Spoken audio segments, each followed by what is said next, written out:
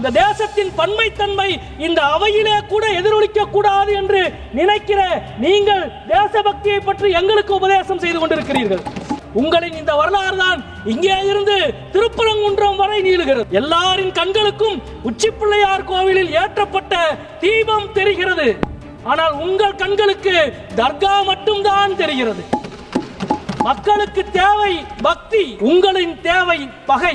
எல்லோருக்கும் தேவை ஆன்மீகம், ஆனால் உங்களுக்கு தேவை கலவரம். கவியரசு கண்ணதாசன் சொன்ன ஒரு கதையை இங்கே மேற்கோள் காட்ட வேண்டும் என்று நினைக்கிறேன். சொர்க்கத்திற்கும் நரகத்திற்கும் இடையிலே இருந்த ஒரு சுவர் இடிந்து விழுந்து விட்டது. அந்த சுவரை நீ கட்ட வேண்டும், நான் கட்ட வேண்டும் என்று இரண்டு தரப்புகளும் போரிட்டு விட்டு கடைசியில் சொர்க்கத்தின் தரப்பிலே இருந்தவர்கள் சொன்னார்களாம், நாங்கள் வழக்கு தொடுக்க போகிறோம் என்று. உடனே நரகத்தின் தரப்பிலே இருந்தவர்கள் சொன்னார்களாம், நீ வழக்கு தொடுத்தால் உன்னால் வெற்றி பெற முடியாது, ஏனென்றால் தீர்ப்பு சொல்ல வேண்டியவர் எங்களின் பக்கம் இருக்கிறார் என்று சொன்னார்களாம்.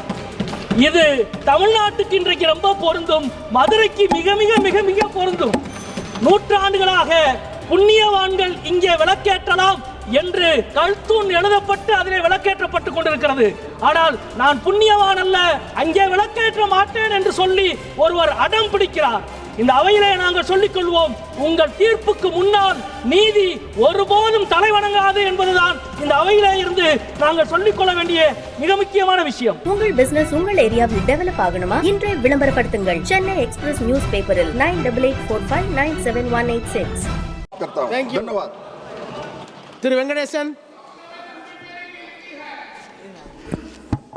மாண்புமிகு அவைத்தலைவர் அவர்களே, பக்கிம் சந்திரனுடைய வந்தே மாதரம் பாடலை 100 ஆண்டுகளுக்கு மேலாக இந்த நாடு விவாதித்துக் கொண்டிருக்கிறது. அந்த பாடலை முதலில் மெட்டமைத்து பாடிய ரவீந்திரநாத் தாகூரே அதற்கு 2 சதாப்தத்துக்கு பின்பு எழுதிய காரே வைரே என்ற தன்னுடைய நாவலில் அந்த பாடல் பற்றி விவாதித்திருக்கிறார்.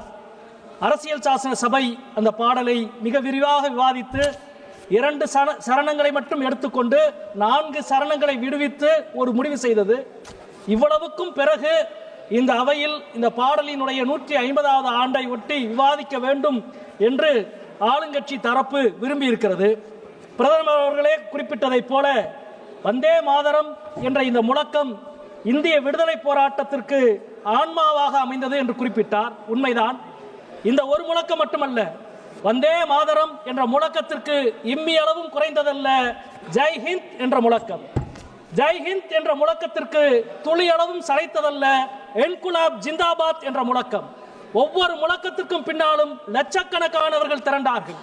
தூக்கு கயிற்றை முத்தமிட்டவர்கள், துப்பாக்கி குண்டுக்கு நெஞ்சு காட்டியவர்கள், பீரங்கியின் வாயிலில் வைத்து சுட்டு தள்ளப்பட்டவர்கள், குதிரையின் காலடி குளம்பால் எத்தி உதைக்கப்பட்டவர்கள், ஜாலியன் வாலாபாக்கில் பொதுக்கூட்டம் கேட்டவர்கள், சிட்டகாங் ஆயுத கிடங்கை கொள்ளையடித்தவர்கள், தண்டிக்கு போய் உப்பு காய்ச்சியவர்கள், அதே போல தூத்துக்குடியில இருந்து கப்பல் ஓட்டியவர்கள் என்று ஒவ்வொரு முழக்கத்துக்கும் பின்னால் லட்சக்கணக்கானோர் திரண்டார்கள். அது சரி, நீங்கள் எந்த முழக்கத்துக்கு பின்னால் திரண்டீர்கள்? இந்த முழக்கங்கள் எல்லாம் யாருக்கு எதிராக எழுப்பப்பட்டதோ அவர்களுக்கு பின்னால் நீங்கள் இருந்தீர்கள். தப்பி தவறி விடுதலை போரில் பங்கெடுத்தால் கூட தவறி பங்கெடுத்து விட்டேன் என்று மன்னிப்பு கடிதம் எழுதி கொடுத்து விட்டு வெளியில் வந்தீர்கள். இந்த முழக்கத்தை கடந்த காலங்களில் எழுதியவர்கள் எல்லாம் விடுதலை போராட்டத்தில் பங்கெடுத்தவர்கள். ஆனால் அதற்கு எதிர் திசையில இருந்துவிட்டு நீங்கள் இன்றைக்கு இதை விவாதிக்க வேண்டும் என்று சொல்லுகிற பொழுதுதான் உங்களது அரசியல் பட்டவர்த்தனமாக இந்த தேசத்துக்கு முன்னால் விவாதிக்க வேண்டிய நேரம் இது என்பதை நான் இங்கே சுட்டிக்காட்ட கடமைப்பட்டிருக்கிறேன். இந்த தேசத்தினுடைய பன்மை தன்மை, அதனால்தான் ஈஸ்வர அல்லா தேரேனாம் என்ற முழக்கம் வந்தே மாதரம் என்பதை விட மேலே எழுந்து வந்தது. என்றைக்காவது உங்கள் உதட்டில் ஈஸ்வர அல்லா தேரேனாம் என்று நீங்கள் சொல்லி இருக்கிறீர்களா? அதற்கு பதில் இன்றைக்கு நீங்கள் என்ன செய்கிறீர்கள்? உங்களது மாநில அரசுகள் சுற்றறிக்கை அனுப்புகிறார்கள்.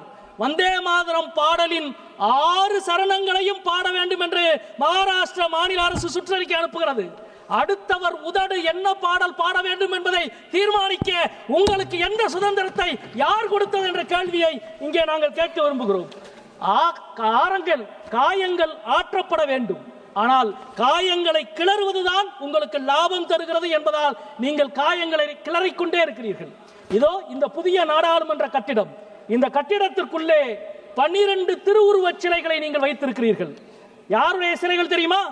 சிவன், விஷ்ணு, பிரம்மா, துர்கா, மிதுனா, மஞ்சுஸ்ரீ, யோகினி, லிங்கேஸ்வர் என்ற 12 திருவுருவச் சிலைகளை வைத்திருக்கிறீர்கள். ஏன் கிறிஸ்துவம் சார்ந்த திருவுருவச் சிலை ஒன்று கூட உங்களுக்கு கிடைக்கவில்லையா? திருக்குரானினுடைய திருவுருவ அடையாளம் ஒன்று கூட கிடைக்கவில்லையா? இந்த தேசத்தின் பன்மைத்தன்மை இந்த அவையிலே கூட எதிரொலிக்க கூடாது என்று நினைக்கிற நீங்கள் தேசபக்தியை பற்றி எங்களுக்கு உபதேசம் செய்து கொண்டிருக்கிறீர்கள். நண்பர்களே, பன்மைத்தன்மைதான் இந்த வரலாறு. இங்கு மட்டுமல்ல, உங்களின் இந்த வரலாறு தான் இங்கே இருந்து திருப்பரங்குன்றம் வரை நீளுகிறது.